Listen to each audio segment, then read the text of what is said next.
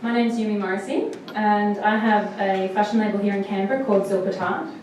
Zilpah tart was actually my grandmother's name. After she passed away, I was going through her things and I found a 1940s brooch of a penny farthing, and that actually formed the logo for my business that I use today. My designs are quite feminine and unique, and I create my own fabric prints using photographs that I take around Canberra. I've always had a love for really bright fabric prints, and that's sort of a main identifier of my aesthetic. My label was always a hobby on the side of my business, although it was something that I wanted to pursue full time. And after my son was born in 2013, with the fear of losing the financial stability of the public service, I quit my job to pursue Zilpah tart full time. I released my first seasonal collection in 2014, but knowing that I had to be able to reorder fabric for the collections, and with the impossible task of finding a supplier that actually provided the type of prints that I was after, I compromised and I used plain fabric. And unsurprisingly, the collection wasn't very good. It didn't represent who I was as a designer, and it also didn't sell very well, so it was a bit of a fail. So the following year, I released my second seasonal collection, and I really wanted to make sure that it represented who I was as a designer, and faced with the same problem again of not being able to find suppliers to give me the fabrics that I was after. I decided to try and get my own printed. The collection that I was designing was based around the theme of the idea of women being modern day warriors, and I wanted to create a print that represented a modern woman's environment. So for me, obviously that's Canberra, and the most obvious symbol of Canberra was Parliament House. So I went out and I took a photo of Parliament House. I had absolutely no idea how I was going to turn it into a print.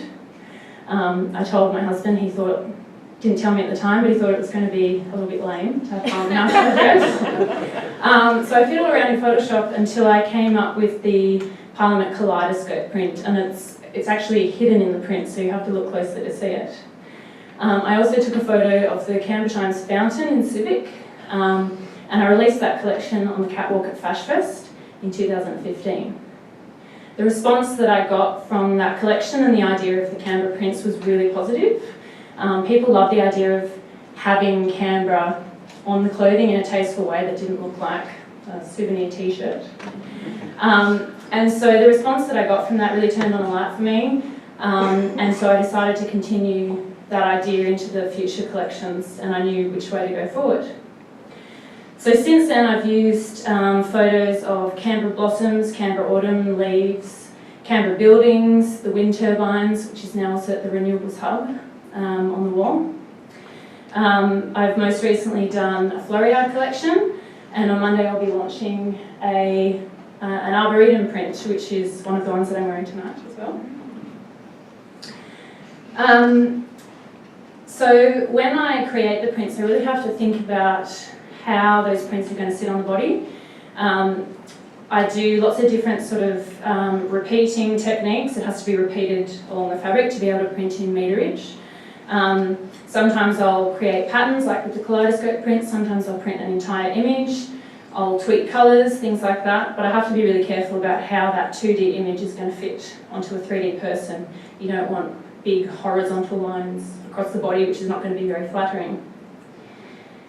So by designing the Canberra prints, I've actually created a personal connection for my customers, and living in Canberra, we all know how great it is to be here, but it does cop a lot of slack. So I think people that live here and they love Canberra, they can find that personal connection in their clothing that's not only a tribute to their home, but it's also comfortable and it's beautiful, it's unique, and it's also practical to their needs. I've sold, in particular, the Parliament kaleidoscope dress to Australian diplomats posted all over the world.